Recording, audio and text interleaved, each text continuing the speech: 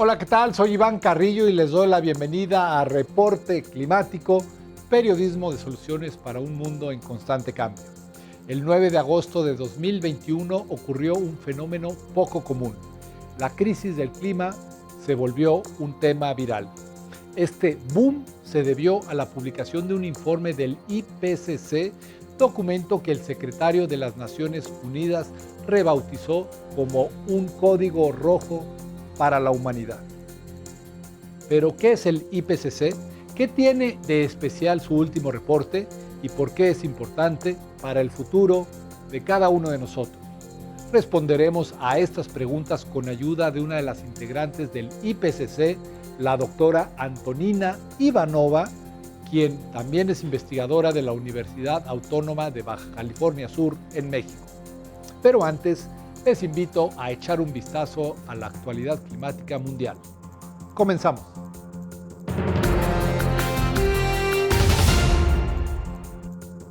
Un nuevo estudio publicado en la revista Science sobre los impactos del cambio climático entre generaciones concluyó que, si el planeta continúa calentándose como hasta ahora, las y los niños que hoy tienen 6 años tendrán que enfrentar 3 veces más desastres climáticos que sus abuelos. Verán el doble de incendios forestales, 1.7 veces más ciclones tropicales, 3.4 veces más inundaciones, 2.5 veces más pérdidas de cosechas y 2.3 veces más sequías que alguien nacido en 1960. Estas consecuencias serán más dramáticas en los países en desarrollo, que históricamente son los que menos han contribuido al cambio climático.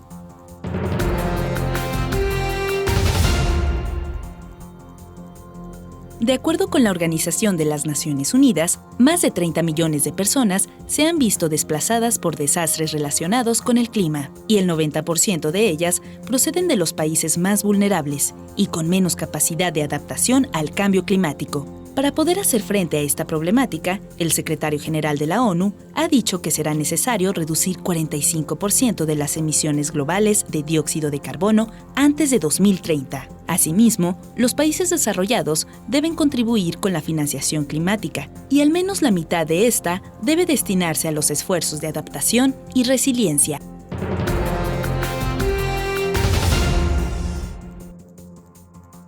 Para prevenir los incendios forestales que han devastado los bosques del oeste de Estados Unidos durante los últimos 100 años, científicos de la Universidad Estatal de Oregon dirigen desde 2006 un curioso y ambicioso experimento masivo. Este consiste en quemar y talar de manera controlada ciertas parcelas que luego son monitoreadas cuidadosamente.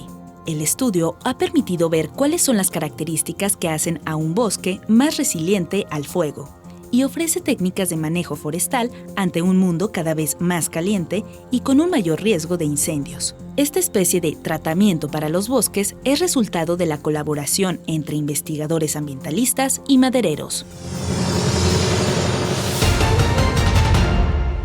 Hablar del cambio climático es hablar del IPCC, un ejército de científicos que analizan la evidencia detrás de la alteración del clima que ha provocado la humanidad, las mejores opciones que tenemos para adaptarnos a esta crisis y las alternativas más viables para su mitigación.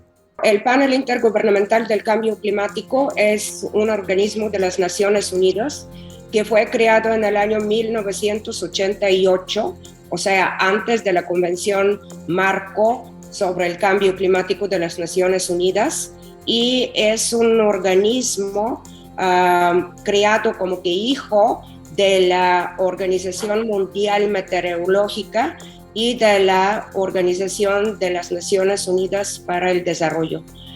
Y entonces el panel se está ocupando de hacer informes evaluativos de todos los acontecimientos que ocurren en un periodo determinado en cuanto a las investigaciones sobre el cambio climático.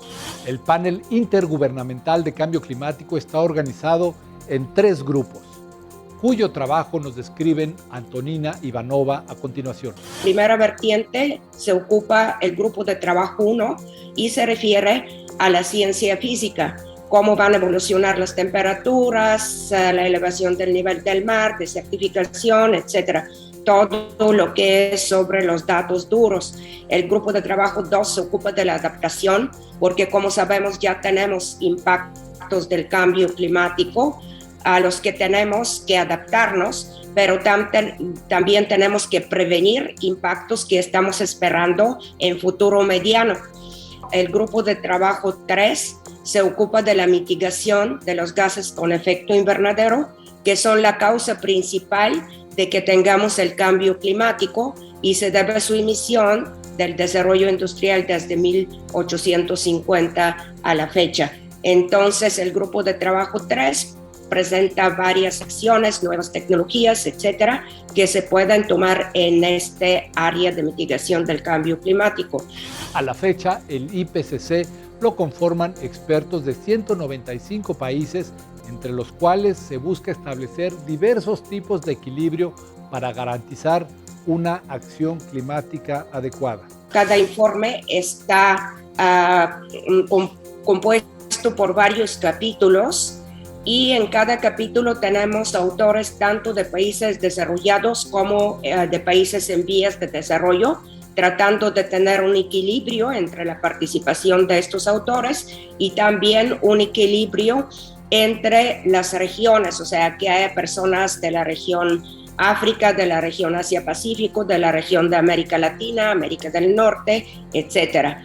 Y la otra cosa que se está cuidando mucho en el panel intergubernamental del cambio climático es tener un equilibrio de participación de los autores por género, que haya más participación de las mujeres, que ha sido tradicionalmente menos, pero en los últimos informes ya como que se está empezando a remediar este asunto.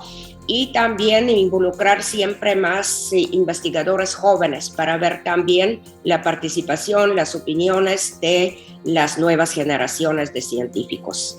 El objetivo final del IPCC es ofrecer a los gobiernos un marco de referencia para la toma de decisiones con base en la evidencia científica más sólida sobre cambio climático.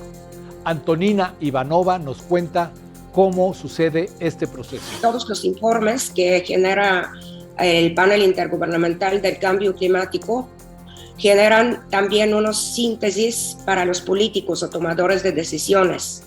Entonces, estos síntesis son para presentar en breve a los tomadores de decisiones a nivel mundial todo lo que se ha generado. Por decir algo, el último informe que salió hace 2 semanas del grupo de trabajo 1 tiene como 4,000 páginas y la síntesis para los políticos tiene 41 páginas, para que vean lo más importante y pueden dar la atención a las medidas que son relevantes para su región. Estos síntesis para los políticos se están aprobando en plena asamblea del panel intergubernamental del cambio climático, palabra por palabra. Se discute todo para que sea consensuado por todos los países participantes y esto es una garantía que ellos van a ser deseosos o listos ya para implementar las medidas que se están presentando. Pero esta información debe llegar también a los otros componentes de la gobernanza climática. Para ello, el IPCC hace lo siguiente.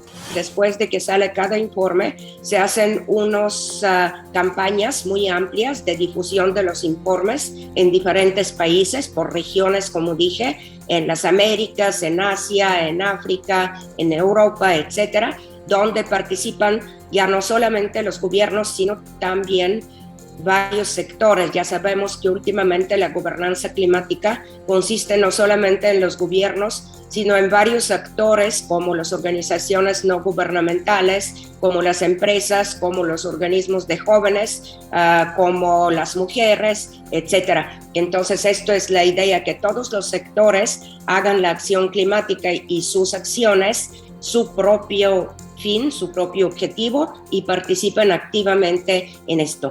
Dentro de los países estamos hablando de una cooperación entre el sector gubernamental, por supuesto, pero también los niveles de gobierno, como a nivel municipal, a nivel estatal, en las repúblicas federativas, también sector académico, sector empresarial o productivo y, claro, involucrar las comunidades pesqueras, las comunidades agrícolas, las comunidades indígenas, que también deberían de participar tanto en la toma de decisiones para la implementación como en su monitoreo y tener la posibilidad de pedir cuentas después por qué una política no se ha implementado. Adicionalmente, la acción climática debe estar sustentada en la cooperación más allá de las fronteras.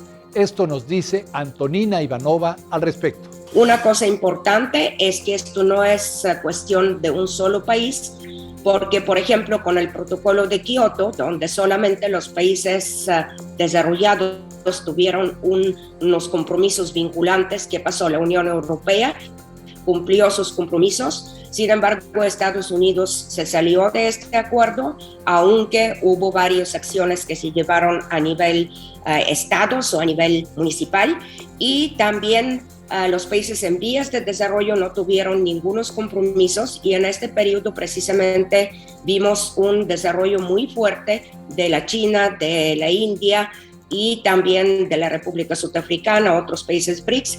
Y aquí tenemos que de nada sirvió que la Unión Europea disminuyó las emisiones y otros países los aumentaron. Para evitar que la historia se repita, un nuevo acuerdo, el de París, plantea un método distinto de cooperación. Es un acuerdo híbrido, no es con compromisos vinculantes, y tiene acuerdos nacionalmente determinados, voluntariamente determinados por cada uno de los países, con base de sus condiciones internas y cómo ellos piensan que pueden contribuir tanto a la mitigación como a la adaptación.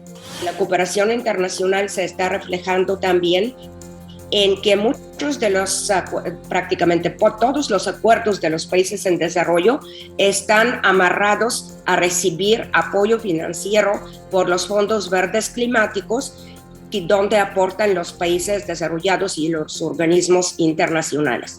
Y esto es un reconocimiento de la responsabilidad histórica, porque primero empezaron a contaminar los países desarrollados, llegaron a un nivel de vida alto para sus poblaciones y ahora se comprometen a ayudar a los países en vías de desarrollo para que ellos puedan avanzar en las acciones climáticas sin desviar recursos de algunas necesidades más urgentes que tienen en sus economías, como el combate a la pobreza, la educación, la protección de los recursos hídricos, etc.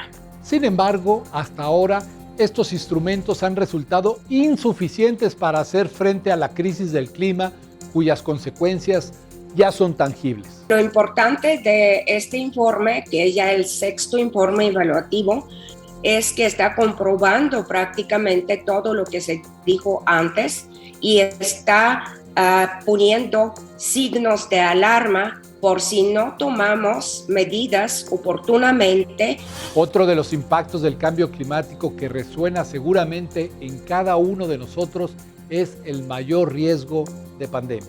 Ya tenemos en el Mediterráneo casos de paludismo que se habían combatido y ya no existieron desde hace 100 años. Ya desde hace 4 años otra vez los tenemos presentes. La pandemia que estamos viviendo, el COVID, también se atribuye a que los animales salen de sus hábitats, se juntan con otros animales y luego transfieren algunos virus y bacterias desconocidos al ser humano. Antes del COVID tuvimos SARS, tuvimos MERS, gripe aviar, gripe porcina, etcétera, etcétera. O sea, no es la primera pandemia, pero nos está mostrando que es algo que deberíamos también de esperar en el futuro.